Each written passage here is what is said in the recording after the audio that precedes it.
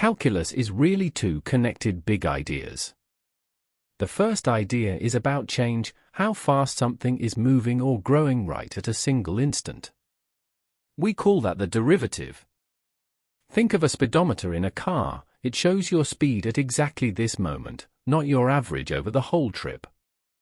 The second idea is about accumulation, adding up an infinite number of tiny pieces to find a total. We call that the integral. Imagine filling a weird-shaped swimming pool by pouring in water 1 teaspoon at a time. If you add up all those teaspoons, you get the total volume. These two ideas, the derivative and the integral, are like forward and reverse of the same process, and together they let us describe and predict how things change. Before calculus, we could only handle things that are steady or straight. Algebra can tell you the average speed of a trip, total distance divided by total time. But it cannot tell you the speed right now, when the car is speeding up or slowing down. Calculus was invented to answer exactly that kind of question, the rate at a single instant. It also solves the problem of finding the area of a shape with curved edges, like the space under a roller coaster track. Algebra can give you the area of a rectangle or a triangle, but not a smooth, wiggly shape. Calculus breaks that wiggly shape into infinitely many razor-thin rectangles, adds them up, and gives you the exact area. These two problems, instantaneous speed and curved area, are why calculus exists. The core trick of calculus is zooming in. Take a curvy graph, like the path of a thrown ball. If you zoom in closer and closer on one point, the curve starts to look like a straight line. The slope of that tiny straight line is the derivative. It tells you how steep the curve is right at that point, which is exactly the instantaneous rate of change. The word derivative comes from the idea that this rate is derived from the original function. For the integral, we do the opposite. We slice the area under a curve into vertical strips so thin they are practically rectangles. As the strips get infinitely thin, their total area homes in on the exact area under the curve. This process of adding up infinitely many infinitesimally small pieces is called integration, which literally means a making whole. Let's use calculus on a real problem. Imagine you throw a ball straight up. Its height after t seconds is roughly h of t equals 20t minus 5t squared, if we ignore air resistance. The derivative of this height function gives the speed at every instant. Using the power rule, which we will learn properly later, the derivative of 20t is 20, and the derivative of minus 5t squared is minus 10t.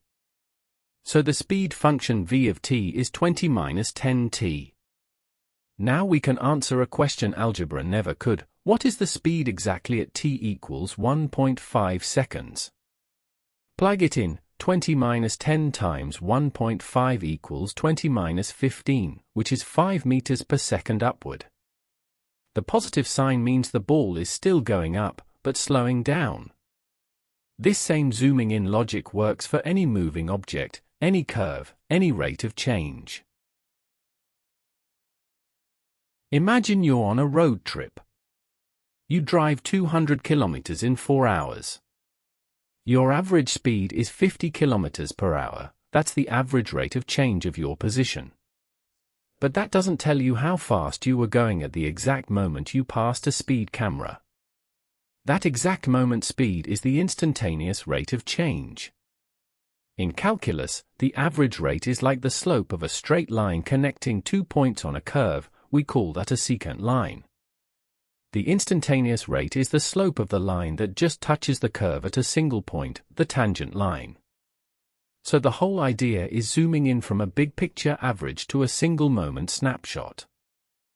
Why do we even care about the difference? Because an average can be deceiving. If you drive halfway at a crawl and then race to finish, your average speed might still be 50, but that number hides the real story. In physics, to understand motion, we need the velocity right now, like the reading on a speedometer, not the trip computer's average. When you want to know how fast a rocket is climbing the moment its boosters ignite, an average over several seconds is useless. The instantaneous rate is what the derivative gives us. It's the tool that answers how fast, exactly now. Here's where it comes from. The average rate of change of a function between 2 points is just the rise over the run, the change in the output divided by the change in the input. On a graph, that's the slope of the secant line. Now, to get the instantaneous rate, we do something clever. We slide that second point closer and closer to the first, making the time interval smaller and smaller. The secant line tilts and, in the limit as the interval shrinks to 0, it becomes the tangent line. The slope of that tangent line is the instantaneous rate of change, the derivative at that point. So the derivative is born from a sequence of ever tighter averages. Let's solve a concrete problem. A car's position is given by s of t equals t squared meters, where t is in seconds. We want the instantaneous speed at exactly t equals 3 seconds. First, find the average speed from t equals 3 to t equals 3.1. At 3 seconds, position is 9 meters. At 3.1 seconds, position is 9.61 meters. The change in position is 0.61 meters over 0.1 seconds, so the average speed is 6.1 meters per second. Now shrink the interval, from 3 to 3.01, the average is 6.01. From 3 to 3.001, it's 6.001. The averages are closing in on 6. So the instantaneous speed at t equals 3 is 6 meters per second. That's the derivative at that point. Imagine drawing a curve on a piece of paper. Now pick any 2 points on that curve and draw a straight line that passes through both of them.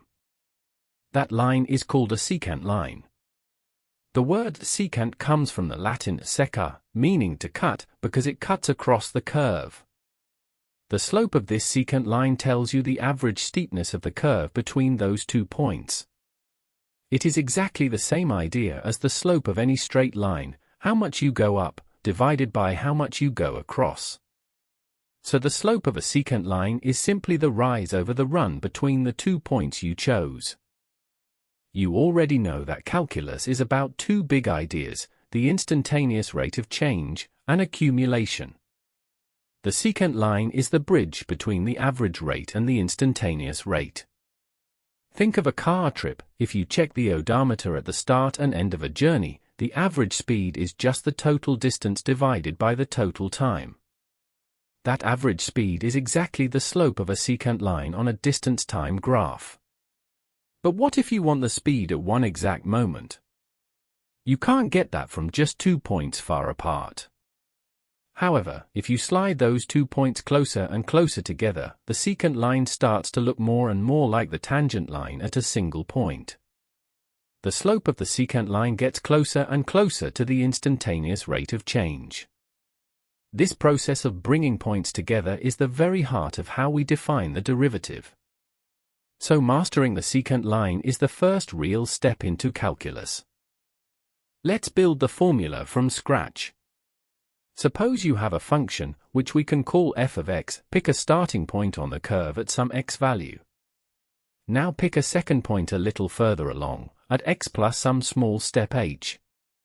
The y value at the first point is f of x. The y value at the second point is f of x plus h.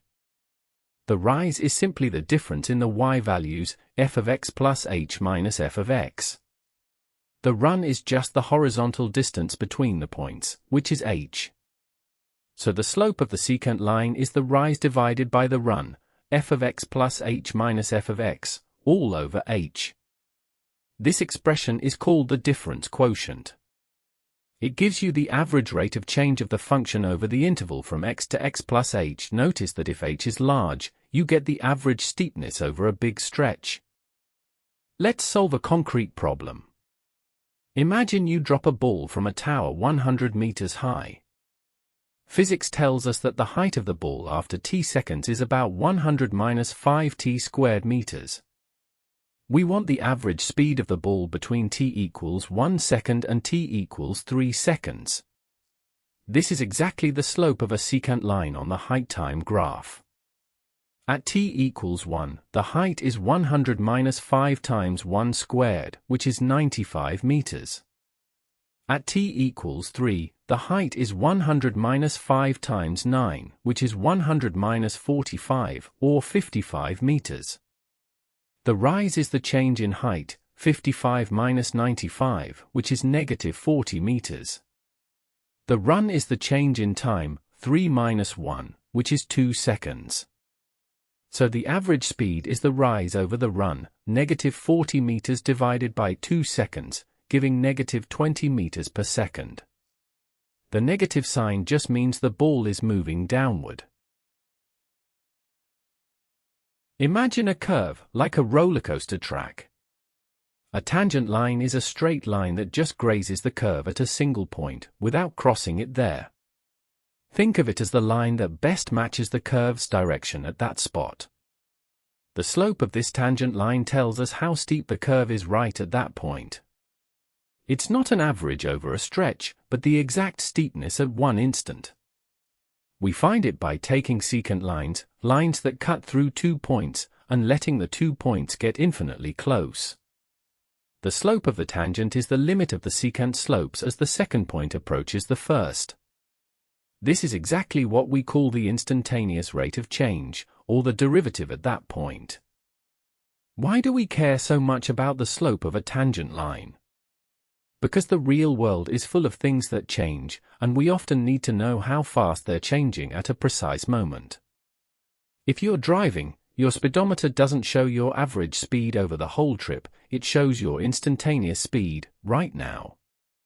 That's the slope of your position graph at that instant. In physics, it's velocity. In biology, it's the growth rate of a population at a specific time. In economics, it's the marginal cost of producing one more item. The tangent slope gives us a powerful tool to zoom in on an instant and understand the behavior of any changing quantity. It's the very reason we invented calculus, to move from rough averages to exact, instantaneous rates. Let's build the tangent slope from something we already know, the secant line.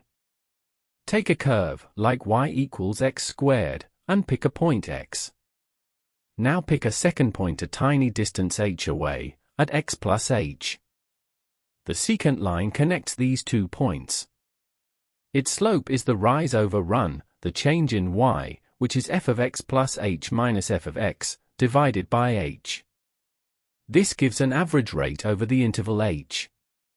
To get the tangent slope, we ask, what happens as h shrinks to 0? The second point slides closer and closer to the first. The secant line pivots, and its slope approaches a limiting value. That limit is the slope of the tangent. We write it as the limit as h goes to 0 of f of x plus h minus f of x over h. This limit, if it exists, is the derivative. For our example, f of x equals x squared, the limit works out to 2x. Let's solve a concrete problem. A rock is dropped from a 20-meter cliff. Its height after t seconds is h of t equals 20 minus 5t squared. We want its instantaneous speed at exactly t equals 1 second. Speed is the slope of the height-time graph at that point.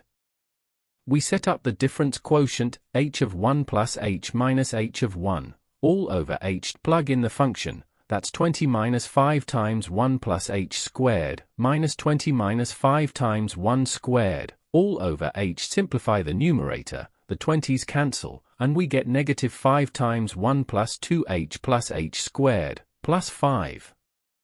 That leaves negative 10h minus 5h squared over h, cancel an h, we get negative 10 minus 5h. Now take the limit as h goes to 0. The term with h vanishes, leaving negative 10. So the instantaneous speed is 10 meters per second downward. The negative sign means the height is decreasing.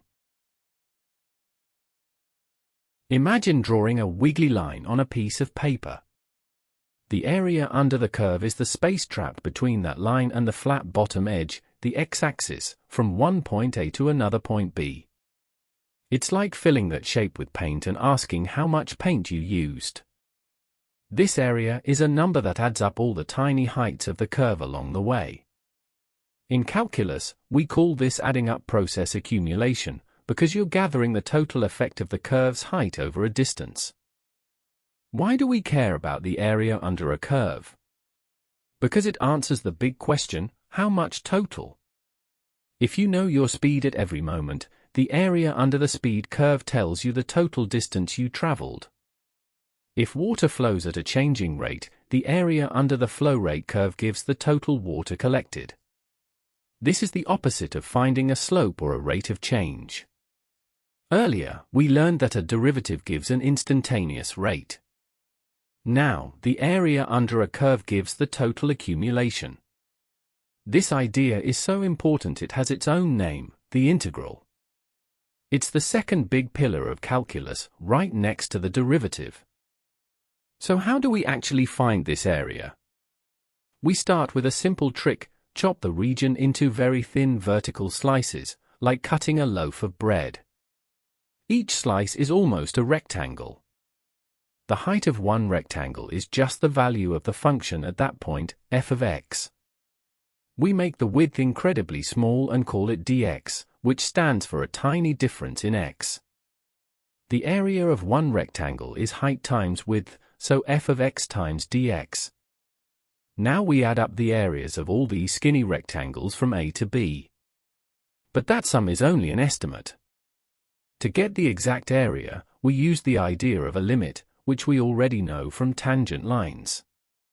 We let the width dx shrink to 0, meaning we have infinitely many, infinitely thin slices.